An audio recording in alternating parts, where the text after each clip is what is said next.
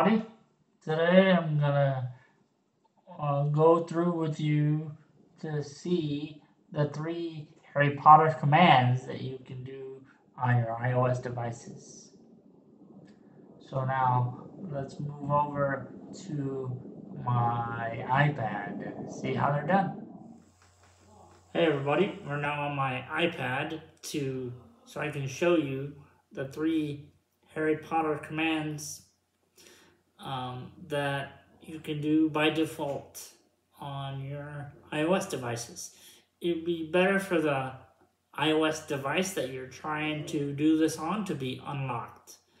So let's try the first one. Hey Siri, Lumos. It's on now. As you can see, the flashlight turned on. Now, to turn it off, hey Siri, Knox. It's off now. And there you go. The iPhone turns off the screen. And for the last one, hey Siri, Accio Drafts.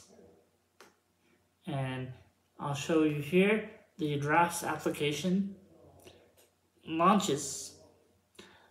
And with that, let's go back over to my desktop. All right, everybody, that's what I have for today.